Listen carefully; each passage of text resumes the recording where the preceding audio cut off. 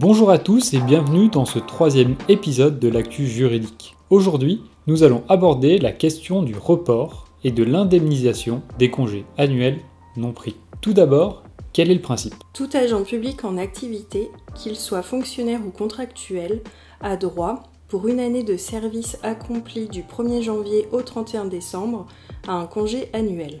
Ce congé annuel est d'une durée égale à 5 fois les obligations hebdomadaires de service. Cette durée s'apprécie en nombre de jours ouvrés. Par exemple, un agent travaillant 5 jours par semaine bénéficie de 25 jours de congé annuel. Un agent travaillant 3 jours par semaine bénéficie quant à lui de 15 jours de congé annuel. Par principe, un agent doit utiliser ses congés au cours de l'année de référence. Les congés ne peuvent pas être reportés sur l'année suivante, sauf autorisation exceptionnelle donnée par l'autorité territoriale. Et un congé non pris ne donne lieu à aucune indemnité compensatrice. Le principe est donc l'interdiction de reporter les congés annuels non pris et l'interdiction de voir ces congés annuels non pris indemnisés. Mais il existe certaines exceptions. En effet, sous l'influence du droit de l'Union européenne, certains droits ont été consacrés. Ainsi, quels sont les droits au report des congés annuels non pris ? Les agents qui n'ont pas pu bénéficier de leur congé annuel pendant la période de référence, du fait de la maladie ou du refus de l'employeur, peuvent bénéficier d'un report de leur congé. Comme l'a confirmé le Conseil d'État, il est en revanche soumis à 2 conditions cumulatives.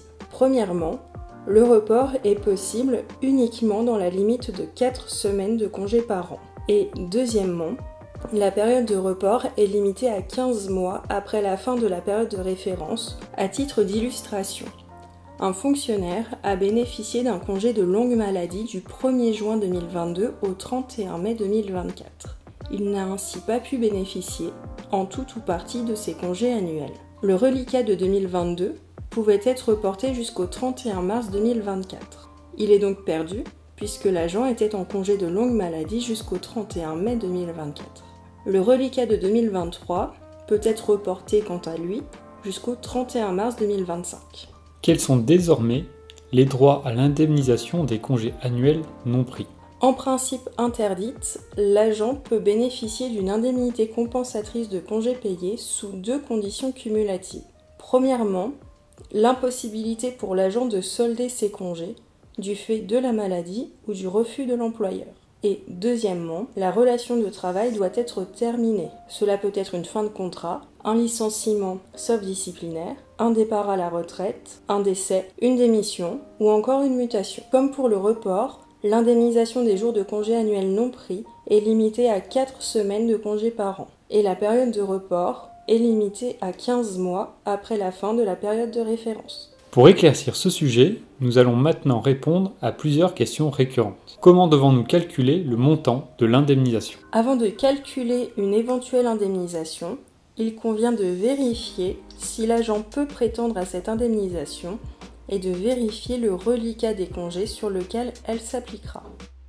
Il faut donc déduire des droits à congés ceux qui ont déjà été utilisés par l'agent. Concernant plus précisément le calcul du montant de l'indemnisation. Pour les fonctionnaires, l'indemnisation par jour de congé non pris est égale à 1/30 de la dernière rémunération. Pour les agents contractuels, le calcul se fait en 3 étapes. D'abord, calculer l'indemnité des 10% de la rémunération brute perçue entre le 1er janvier de l'année en cours et la date de départ de l'agent. Il faut inclure l'ensemble des éléments ayant le caractère de rémunération, y compris les heures supplémentaires ou avantages en nature, à l'exception des primes versées annuellement en dehors de cette période, comme le CIA ou la prime de fin d'année. Ensuite, calculer la rémunération que l'agent aurait perçue s'il avait pris ses congés. Enfin, comparer les 2 résultats et retenir le plus favorable. Un agent part en disponibilité et nous demande l'indemnisation des congés annuels non pris du fait de la maladie sur la période 2020-2021. Devons-nous l'indemniser ? Non, l'indemnisation n'est pas possible pour 2 raisons. Première raison, la disponibilité n'est pas considérée comme une fin de relation de travail. En effet, en cas de départ en disponibilité, détachement ou mise à disposition, l'agent conserve ses droits et pourrait les utiliser à son retour s'il réintègre sa collectivité durant l'année ou durant la période de report. S'il ne réintègre pas sa collectivité, ses droits seront alors perdus. Deuxième raison, pour rappel, la période de report est limitée à 15 mois. Les droits sont donc perdus. Comment devons-nous calculer l'indemnisation d'un agent qui a été en congé maladie et a donc vu sa rémunération modifiée? Il convient de rétablir la rémunération sur la base d'une rémunération à plein traitement. Devons-nous verser les indemnités aux ayants droit en cas de décès de l'agent? Oui, la Cour de justice de l'Union européenne considère que le droit à congé payé doit donner lieu à une indemnisation dans ce cas, sans demande préalable des ayants droit. Le report possible uniquement dans la limite de 4 semaines de congé par an correspond-il à un report de 20 jours? Oui, pour un agent travaillant 5 jours par semaine, 5 x 4 correspond bien à 20 jours. Non, pour un agent ne travaillant pas 5 jours par semaine.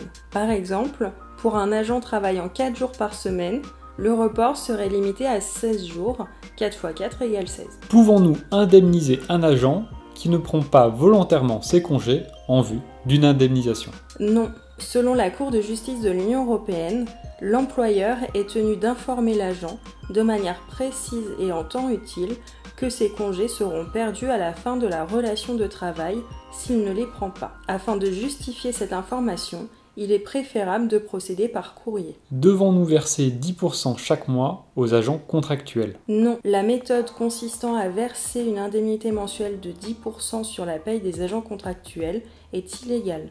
Ce n'est qu'en fin de contrat qu'il est possible de calculer l'indemnité compensatrice de congés payés en fonction des congés que l'agent aura effectivement utilisés. Cela s'applique même sur un contrat court où nous savons par avance que l'agent ne pourra utiliser aucun congé.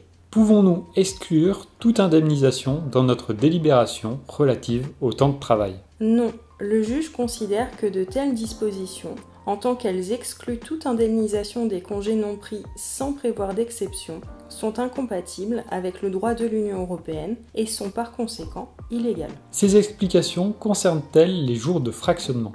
Oui, selon une réponse ministérielle, les jours de fractionnement sont d'une nature identique à celle des congés annuels. Ils répondent donc aux mêmes conditions d'utilisation. Merci d'avoir suivi cette vidéo, nous espérons qu'elle aura répondu à vos interrogations. Si toutefois une de vos questions reste non résolue, n'hésitez pas à nous contacter via le portail collectivité. Merci et à la prochaine vidéo.